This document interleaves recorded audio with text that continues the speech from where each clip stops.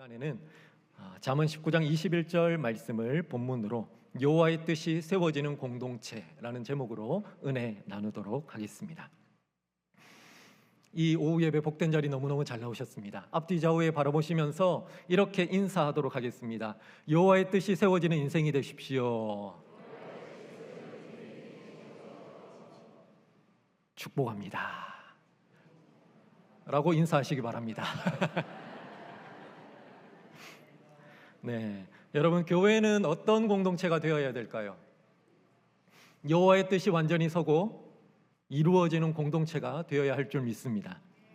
교회의 주인은 누구이십니까? 여호와 하나님이십니다. 교회는 하나님께서 자기 목숨을 값으로 지불하고 사신 공동체이죠. 사도행전 20장 28절에 보면 하나님이 자기 피로 사신 교회라고 말씀합니다. 조금 더 상세하게 말한다면 성자 하나님이신 예수 그리스도께서 이 땅에 오셔서 우리를 위해 죽으셨죠. 하나님은 예수님의 피와 생명을 값으로 지불하고 우리를 죄에서 구원하여 내셨습니다. 우리 각 사람을 교회로, 그리고 우리가 모인 공동체를 교회로 세워주셨습니다. 교회는 예수님의 피와 생명을 기반으로 하여 세워진 생명의 공동체입니다. 하나님이 값을 치르고 사셨으니 하나님이 주인이자 하나님의 공동체가 되는 것이죠. 고로 하나님의 뜻이 완전히 서고 이루어지는 공동체가 되어야만 하는 것입니다. 하나님께서는 교회를 향하신 뜻이 있습니다. 가장 근본적인 목적은 하나님을 예배하고 영광 돌리며 영혼을 구원하는 것이죠. 이 목적을 토대로 한 개교회, 각 교회의 목회 방향이 있습니다. 각 교회를 향한 하나님의 뜻이지요. 또한 특정한 때와 시기에 따라 주시는 하나님의 뜻도 있습니다. 지금 우리 교회는 특정한 때와 시기를 지나고 있습니다. 담임 목사님의 순회 선교사 파송과 제5대 담임 목사 청빙이라는 중요한 결정의 시간을 지나고 있습니다. 지난주일 선호도 평가를 포함한 청빙의 절차 결과 이성환 목사님이 1인 후보자로 선정이 되었습니다. 그리고 오늘 공동회의를 하면서 성도님들께서 귀중한 의견을 투표로 제출해 주셨습니다. 아마 지금쯤이면 결과가 나왔을 것입니다. 예배 후에 공동의회를 속회하고 공동의회 임시의장이신 김동식 목사님께서 결과를 공포해 주실 것입니다. 이러한 하나님의 뜻, 특별히 청빙, 파송과 같이 사람을 세우고 보내는 것을 이루기 위한 가장 성경적인 방법이 무엇일까요? 생각해 보신 적이 있으십니까? 어떤 사람은요, 제비 뽑기가 가장 성경적이라고 말합니다. 동의하십니까?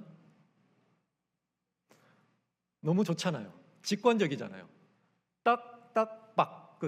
그죠? 넣고 빼면 끝납니다. 네. 직관적이죠. 네. 이렇게 제비뽑기가 성경적이라고 말씀하는 분들은 제비뽑기가 성경에 나오기 때문에 성경적이다라고 말씀하십니다. 제가 예전에 국민일보를 읽다가 흥미로운 기사를 읽었습니다. 청빙에 대한 내용이었는데 어떤 교회에서 이제 청빙위원회를 구성해서 서류 심사, 면접, 설교 평가 등을 다 거쳐서 3인 후보자를 세웠습니다. 그런데 우리 교회처럼 투표를 했던 것이 아니라, 선호도 평가를 했던 것이 아니라 세 분을 놓고 이름을 적어서 넣은 다음에 제비 뽑기를 해서 선정했다고 합니다. 왜 그렇게 했는지 인터뷰 내용을 보니까 세 분 다 훌륭한 분이고 누가 되든지 잘할 것이기에 성경에 나온 방식대로 제비 뽑기를 했다. 우리 교회는 성경적인 교회입니다 라고 인터뷰를 하셨더라고요. 여러분이 만약 그 교회 성도님이라면 어떠셨을 것 같습니까? 아주 흥미진진하지 않았겠습니까? 저는 그 제비 뽑기 하는 것을 보는 재미가 아주 쏠쏠했을 것 같습니다. 누가 뽑힐까? 기대도 되고 재미도 있고 긴장감도 아주 많이 흘러 넘쳤을 것 같습니다. 우리나라 전통적인 방식도 있죠. 제비 뽑기와 비슷한 방식이 있습니다. 여러분이 생각나는 방식은 무엇입니까? 사다리 타기, 동전 던지기 등등이 있겠죠, 그죠? 예. 요즘에는 카톡에 제비 뽑기가 있어서 많은 분들이 활용하고 있는 것으로 알고 있습니다. 제비 뽑기가 성경에 나온다고 하는데 성경에 나오는 몇 가지 예를 보겠습니다. 가나안 땅을 지파별로 분배할 때 기억나십니까? 여호수아가 모든 지파 사람들을 모아놓고 제비를 뽑았습니다. 하나님의 말씀을 어긴 아간의 범죄를 밝힐 때에도 제비 뽑기가 사용되었습니다. 하나님이 사울을 왕으로 세우시고 하나님께서 선택하신 사람이라는 것을 드러내 보이실 때에도 제비 뽑기가 사용되었습니다. 이외에 여러 많은 상황에 나오고 있죠. 그렇다면 신약에서도 제비 뽑기가 나올까요? 성경을 많이 읽으시는 분들이 있으십니다. 그죠? 나옵니다. 언제 나오죠? 마지막 사도를 뽑을 때 제비 뽑기로 뽑습니다. 12명의 사도는 주님이 직접 부르시고 세우신 제자들이죠. 그런데 그 중에 한 명, 가룟 유다가 예수님을 배신한 이후에 스스로 자살합니다. 사도가 한 명 비죠. 초대교회에서는 이 한 명의 비는 사도의 직분을 사람을 세워서 채워 넣으려고 합니다. 어떻게 할까 기도하면서 고민했죠. 그러다가 교회의 추천에 따라 두 사람을 후보로 세웁니다. 그리고 2명 중에 한 명을 제비 뽑아서 사도로 세웁니다. 그의 이름이 마띠아죠. 이러한 제비 뽑기의 관례를 통해 하나님께서는 자신의 뜻을 나타내셨습니다. 그래서 잠언 16장 33절에 보면 이런 말씀이 있지요. 제비는 사람이 뽑으나 모든 일을 작정하기는 여호와께 있느니라. 제비를 뽑아서 사람을 세우고 하나님의 일들을 해나가지만 모든 것을 작정하시고 이루어 가시는 분은 하나님이시다라고 고백하는 것입니다. 제비 뽑기는 수단이자 하나님의 방법을 깨닫고 순종하는 그 방법에 불과합니다. 중요한 것은 하나님의 뜻이 드러났으면 순종하며 이루어 가는 것이죠. 그렇다면요, 성경에 제비 뽑기의 방법만 있을까요? 아니요. 제비 뽑기는 다양한 많은 방법 중에 하나입니다. 마지막 사도를 선출한 이후에는 더 이상 제비 뽑기가 성경에 나오지 않습니다. 초대교회에서는 아마도 거의 사용되지 않았을 것으로 보입니다. 다른 방법은 무엇일까요? 하나님이 직접 부르시는 방법이 있죠. 여러분, 하나님이 아브라함을 어떻게 부르셨나요? 직접 부르십니다. 창세기 12장 1절에 보면 이렇게 말씀하죠. 여호와께서 아브라함에게 이르시되 너는 너의 고향과 친척과 아버지의 집을 떠나 내가 내게 보여줄 땅으로 가라. 여호와께서 직접 아브라함을 부르십니다. 모세 역시 하나님께서 직접 부르시죠. 불타는 떨기나무를 통해 부르십니다. 사무엘, 이사야, 예레미야 같은 선지자, 12사도 그리고 바울도 하나님이 직접 부르셨습니다. 그리고 대리자를 통해 부르시기도 합니다. 대리자는요, 앞서서 하나님께 부름을 받은 사람이죠. 여러분이 잘 아는 선지자 엘리사, 그는 자기 앞에 있는 대리자인 선지자 엘리야를 통하여 부름을 받았습니다. 그리고 하나님의 사명을 감당하게 되었죠. 다윗은 누구를 통해 부름을 받았나요? 선지자 사무엘을 통해 부름을 받습니다. 디모데와 디도, 에바브로디도 같은 인물들은 바울을 통해 하나님의 부름을 받고 하나님의 사명을 받은 사람으로 세워집니다. 그리고 이방인을 통해 세워지는 경우도 있었습니다. 그 대표적인 인물이 누구일까요? 요셉, 바로의 왕을 통해 세워지죠. 느헤미야, 모르드게는 페르시아 제국의 왕을 통해 세워집니다. 그리고 교회의 추천을 통해 선거로 사람을 세우기도 합니다. 초대교회에서 사도들에게 집중된 사역의 부담을 덜고 여러 가지 사역을 감당하게 하기 위해 7명의 집사를 세웁니다. 사도들은 교회 성도들에게 그들 중에 사람을 택하여 세우라고 말합니다. 사도행전 6장 3절 말씀, 형제들아 너희 가운데에서 성령과 지혜가 충만하여 칭찬받는 사람 7을 택하라. 택하라 라고 말하죠. 여기서 택하라는 말은 투표와 선거보다는 추천과 천거 그리고 동의를 통해 세워지는 것을 의미합니다. 선거와 맥락은 비슷하죠. 직접적인 선거에 대한 내용도 나옵니다. 사도행전 14장 23절 말씀인데요. 사도 바울은 1차 전도여행을 마치기 전에 자신이 복음을 전하여 세워진 교회의 성도들에게 장로를 세우라고 권합니다. 각 교회에서 장로를 택하여라고 말하죠. 여기서 택하다는 말은 원어로 케이로토네오라는 단어입니다. 케이르라는 말과 테이노라는 말의 합성어입니다. 케이르는 손이고 테이노는 뻗치다입니다. 손을 뻗치다라는 원어적인 뜻이 있죠. 고대 그리스 사람들의 집회에서 통상적으로 행해졌던 것으로 투표하다, 선거하다라는 의미가 있습니다. 그러니 택하여라는 말은 교회 공동체 내에서 적임자를 투표하여 선정하라는 의미가 있는 것이죠. 이때부터 제비뽑기가 아닌 투표라는 방식이 교회에 사용된 것으로 보입니다. 그리고 현재까지 주요한 방식으로 사용이 되고 있습니다. 제비뽑기에서 투표로 하나님의 뜻을 분별하는 방법이 바뀌었다, 대체되었다라고 볼 수가 있는 것이죠. 그렇다면 왜 제비뽑기에서 투표로 대체되었을까요? 성령 하나님의 임재와 관련이 있습니다. 여러분, 또 하나 질문을 드립니다. 구약시대 모든 믿음의 사람들에게 성령님이 임하셨나요?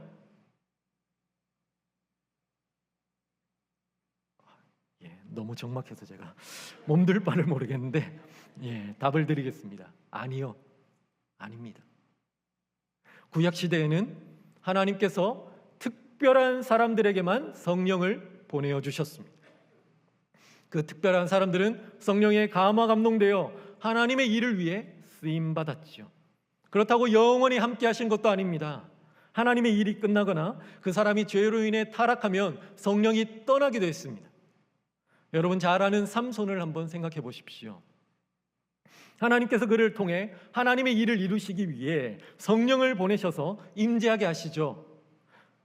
사사기 13장 25절에 보면 여호와의 영이 그를 움직이기 시작하셨더라라고 말씀합니다. 그가 나실인으로서의 삶을 저버리고 타락하여 머리털이 밀렸을 때 어떻게 되었습니까? 무엇라 말씀하셨나요? 사사기 16장 20절에 보면 여호와께서 이미 자기를 떠나신 줄을 깨닫지 못하였더라라고 말씀합니다. 사울의 경우에도 왕으로 세워진 후에 초창기엔 잘하다가 나중에는 하나님의 뜻에 어긋난 행동을 계속했죠. 처음에 하나님께서는 사울에게 성령을 부어 주셨습니다. 성령이 그와 함께 하셨죠. 그런데 그가 계속해서 죄를 범하고 타락하니까 성령 하나님이 그를 떠나셨습니다. 사무엘상 16장 24절 여호와의 영이 사울에게서 떠나고 여호와께서 부리시는 악령이 그를 번뇌하게 한지라. 다른 사사들이나 선지자들의 경우에도 비슷합니다. 그들이 쓰임받는 기간에만 성령이 임재하셨고 함께 하셨죠.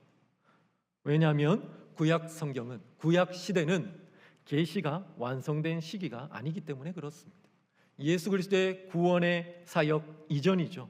그래서 성령이 필요한 때에만 임하셔서 그 사역을 이루시고는 떠나시기도 했던 것입니다.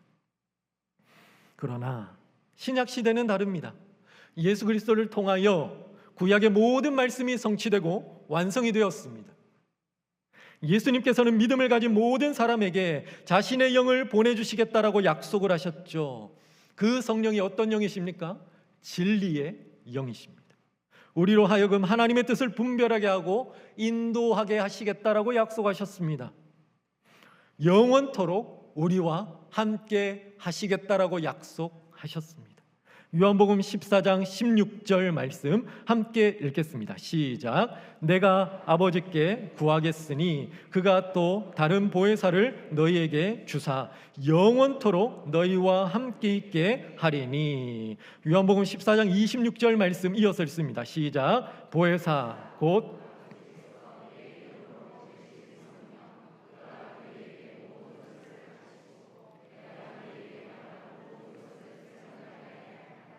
요한복음 16장 13절 말씀도 이어서 읽습니다. 시작. 진리에 오시면 그가 너희를 모든 진리 가운데로 인도하시리니 그가 스스로 말하지 않고 오직 들은 것을 말하며 장래일을 너희에게 알리시리라. 아멘. 예수님을 믿고 따르던 제자들도 예수님이 자신의 영을 보내시기 전에는 성령을 받지 못했습니다. 그래서 내가 너희에게 약속하신 것을 받기까지 기도하라라고 말씀하셨던 것이죠. 제자들은 간절히 기도했고 오순절날 예수님께서 자신의 때에 약속하신 대로 약속의 성령을 보내어 주셨습니다. 그제서야 제자들도 성령을 받게 되었던 것이죠. 성령은 진리의 영이십니다. 하나님의 뜻을 깨닫게 하고 분별하게 하는 영이십니다. 이 영이 예수를 믿는 우리에게도 임재하셨습니다. 믿으십니까? 바울은 고린도전서 3장 16절에서 말합니다. 함께 읽어볼까요? 시작. 너희는 너희가 하나님의 성전인 것과 하나님의 성령이 너희 안에 계시는 것을 알지 못하느냐. 아멘. 우리가 성령 하나님이 거하시는 하나님의 성전입니다. 하나님의 성령이 우리와 함께 하시고 우리가 이 세상을 마치는 그날까지 동행하시는 줄 믿습니다. 그렇기에 이제 우리는 하나님의 뜻을 알 수 있고 하나님의 뜻에 순종할 수 있는 하나님의 사람인 것입니다. 굳이 제비뽑기로 하나님의 뜻을 분별하지 않아도 됩니다. 제비뽑기 대신 성령을 통해 하나님의 뜻을 분별하고 순종할 수 있는 성도들의 투표로 하나님의 뜻을 발견하고 세워갈 수가 있는 것이죠. 이 모든 절차를 통해 하나님께서 자신의 뜻을 이루시고 세워가십니다. 잠언 19장 21절 말씀 함께 읽겠습니다. 시작. 사람의 마음에는 많은 계획이 있어도 오직 여호와의 뜻만이 완전히 서리라. 아멘. 오직 여호와의 뜻만이 완전히 서리라. 각 사람의 마음과 생각이 다를 수는 있습니다. 그러나 하나님께서는 자기 능력과 성령의 역사를 통해 모든 사람의 마음과 생각을 다 합력하여 자기의 뜻을 이루고 세우는 선으로 사용하십니다. 지난주일 선호도 평가에서 어떤 분은 1번, 어떤 분은 2번, 어떤 분은 3번을 투표하셨을 것입니다. 여러분 마음에 드는 분이 있었을 것입니다. 그러나 성령께서 모든 성도들을 투표라는 방법을 통해 사용하셨고 이성환 목사님을 1인 후보자로 세우셨습니다. 하나님께서 자신의 뜻을 드러내신 것입니다. 이 자리에 계신 모든 분은 그 하나님의 뜻을 붙잡고 한 주간 기도하면서 오늘 공동의회 때 귀한 의견을 투표로 제시하셨을 것입니다. 오늘 결과를 통해서 하나님은 확정된 자신의 뜻을 나타내 보이실 것입니다. 이제 확정된 결과가 나타나면 무엇을 해야 될까요? 어떻게 해야 될까요? 먼저 성령 안에서 순종하고 하나님께 영광 돌려야 될 줄 믿습니다. 나는 이렇게 생각하고 기도했지만 하나님의 뜻은 이것이구나 라는 것을 깨달았다면 순종해야죠. 바울도 전도여행을 하면서 무시아라는 지역 앞에 이르렀을 때에 자신의 계획과 생각대로 비두니아라는 지역으로 가고자 했습니다. 그러나 성령께서 못 가게 잡아두시죠. 그리고 마게도냐라는 유럽으로 그들의 방향을 트십니다. 결국 바울은 하나님의 뜻을 깨닫고 유럽인 마게도냐로 건너가서 복음을 전합니다. 이를 통해 유럽 지역에 복음이 전파되는 기회가 열리게 되었고 유럽이 복음화되는 기반이 닦이게 되었습니다. 수많은 복음의 열매가 유럽에서 나타나게 되었죠. 내가 기도하지만 하나님의 뜻과 다를 수 있습니다. 하나님의 뜻을 분별하지 못할 수도 있습니다. 그러나 분명한 것은 기도하면 결국에는 하나님께서 자신의 뜻대로 인도하고 이루신다는 것입니다. 마침내 하나님의 뜻을 알고 깨닫게 하신다는 것입니다. 우리 인생을 돌아볼 때 이것은 분명한 진리입니다. 각 사람들 마음에 많은 계획, 여러 가지 계획들이 있습니다. 각 인생에도 자기 나름의 생각이 있죠. 그러나 결국에는 여호와의 뜻이 이루어졌고 세워졌습니다. 여러분의 인생은 그렇지 않은가요? 제 인생은 그랬습니다. 여러분, 이것을 믿고 고백하는 사람이 믿음의 사람입니다. 저도 거창한 계획이 있었습니다. 초등학교 때 계획이 이루어졌다면 저는 이 자리에 없겠죠. 어느 병원에서 여러분을 치료하는 의사가 되었을지 모릅니다. 하나님이 방향을 트셨습니다. 여러분, 대학교 때 저의 계획이 이루어졌다면 아마 여러분은 관공서에서 저를 보셨을 겁니다. 제가 행정학과거든요. 제가 공무원이 되려고 거기 들어갔습니다. 근데 어쩌다 보니 하나님께 붙잡혀서, 좋게 말하면 이끌려, 조금 과격하게 말하면 멱살 잡혀서 이 자리에 서 있습니다. 처음에는 아니겠지, 나 같은 사람을 어떻게 라고 생각하면서 부인해 보았지만 결국 하나님은 저를 이끄셨고 저는 그 뜻에 순응할 수밖에 없었습니다. 그리고 순종하니까 인생이 편해지고 그 길이 열리더라고요. 그래서 이 자리까지 서 있습니다. 얼마나 감사한지요. 좋은 교회에서 아주 좋은 성도님들을 만나 많은 사랑을 받고 있으니 감사할 따름입니다. 여러분, 하나님의 뜻이 드러났으면 순종해야 됩니다. 따라야죠. 그래야 인생이 평안해집니다.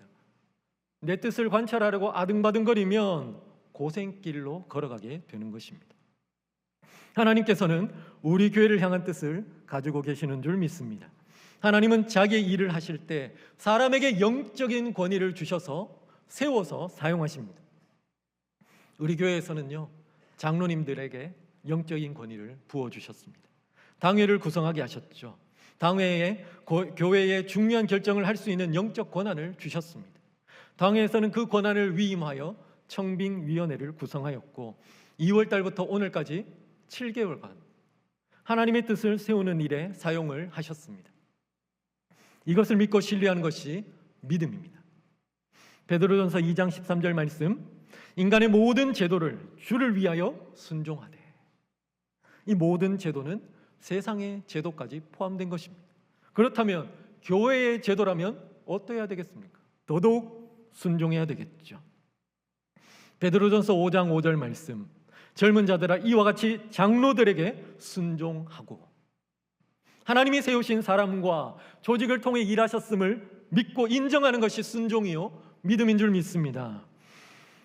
내 뜻과 다르다고 할지라도 결과를 통해 드러났다면 인정하고 받아들이는 것이 믿음입니다. 지금까지의 모든 과정은 하나님의 권위 안에서 합리적이고 객관적이며 공정하게 진행이 되었습니다. 하나님의 일하심이 드러났죠. 너무나 감사한 일입니다. 그렇게 하나님께 영광을 돌려야 하는 것입니다. 오늘 조금 있으면 청빙과 파송의 최종 결과가 공포될 것입니다. 결과가 나오면 우리가 할 일은 순종입니다. 바울은 빌립보서 1장 27절에서 이렇게 말씀합니다. 같이 한번 읽어볼까요? 시작. 오직 너희는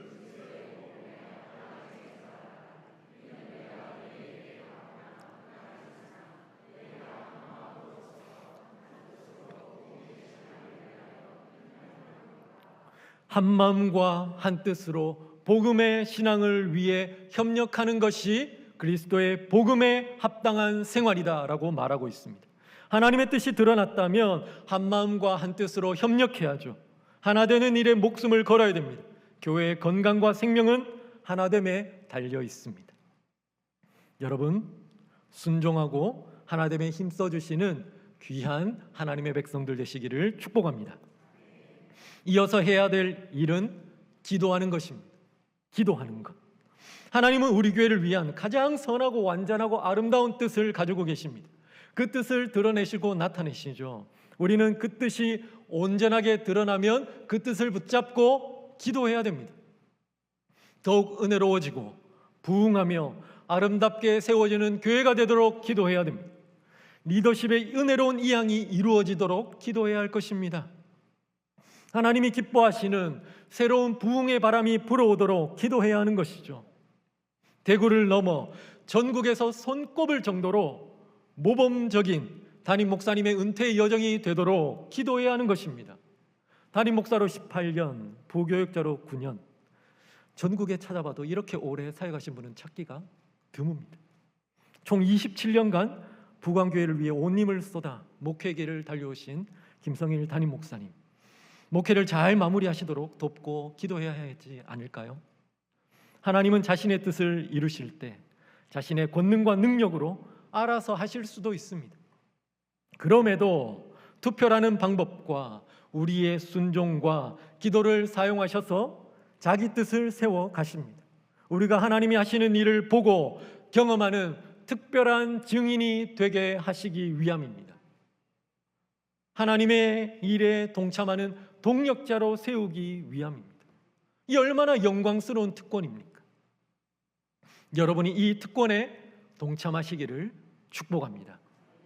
여러분, 하나님의 뜻을 붙잡고 기도하심으로 우리 교회에 부흥의 바람이 불어오도록 힘써주시는 부흥의 주역들 되어주시기를 예수님의 이름으로 축복합니다. 말씀을 마무리합니다. 여러분, 사람의 마음에는 많은 계획이 있어도 오직 여호와의 뜻만이 완전히 서리라. 이 말씀을 기억하면서 순종하고 기도하면서 하나님의 뜻을 세우는 데 동참하는 믿음의 사람들 되시기를 예수님의 이름으로 축복합니다.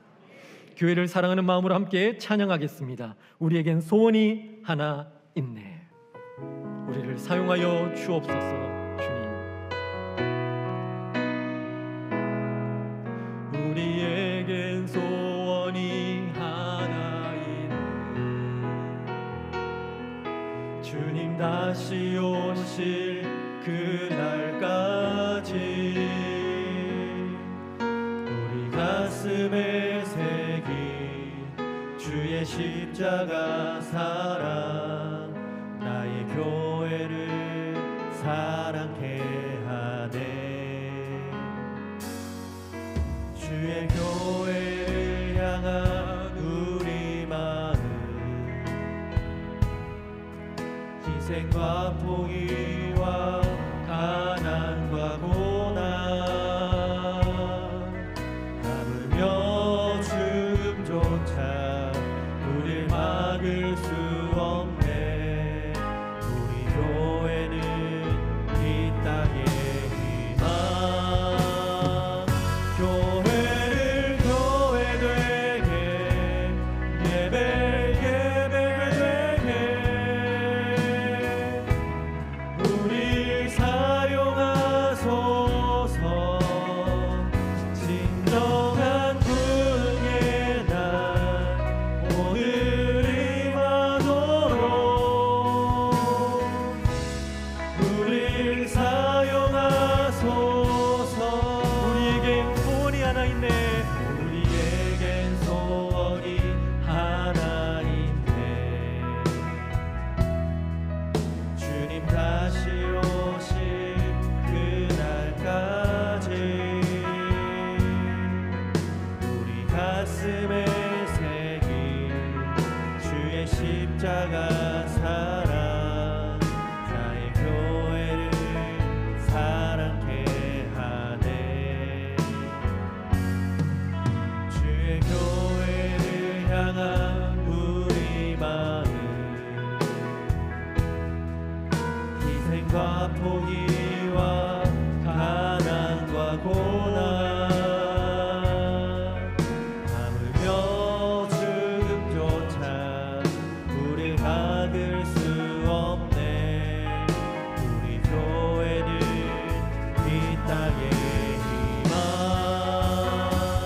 교회를 교회 되게, 예배 되게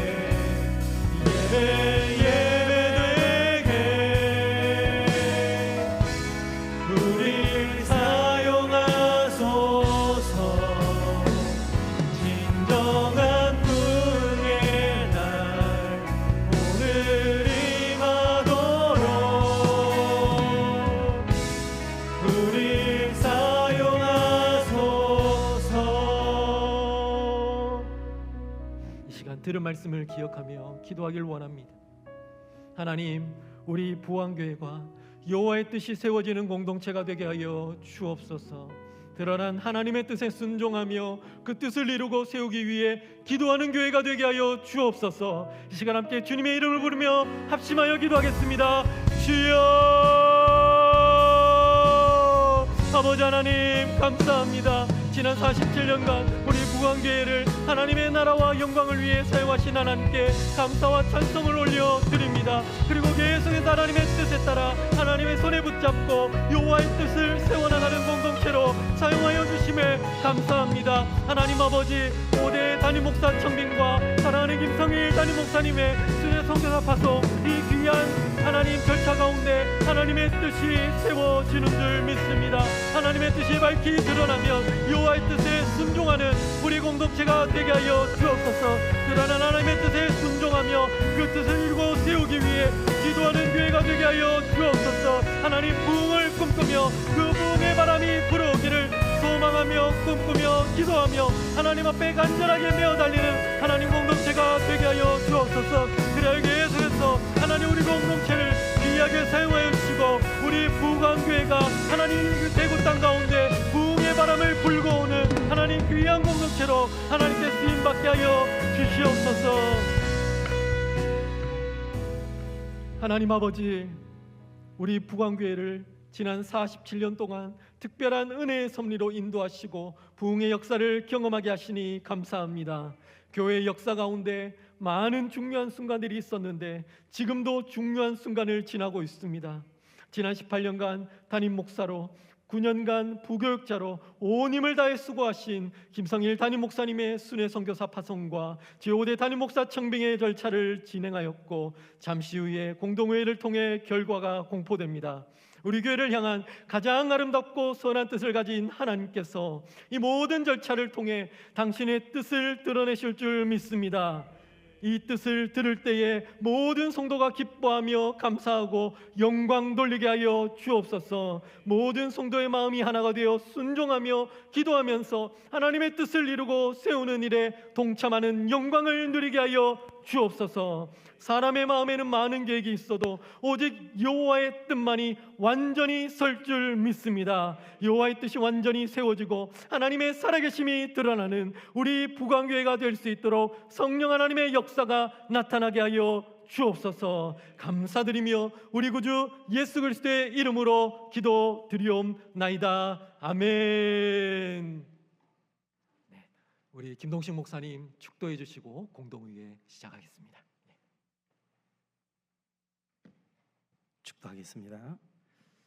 이제는 주 예수 그리스도의 은혜와 우리 하나님 아버지의 크고 놀라우신 사랑하심과 성령 하나님의 감화 감동 위로 교통 충만 역사하심이 시적절한 귀한 말씀 듣고 하나님의 몸된 교회 안에서 주님의 뜻 바라보며 순종하며 기도하며 다시 한번 힘차게 박차를 가하여 주의 뜻 이루며 살아가기를 간절히 사모하며 각오하며 결단하는 모든 믿음의 교우들 머리 위에 사랑하는 대구 부강교회 위에 이제와 영원토록 함께 있을지어다.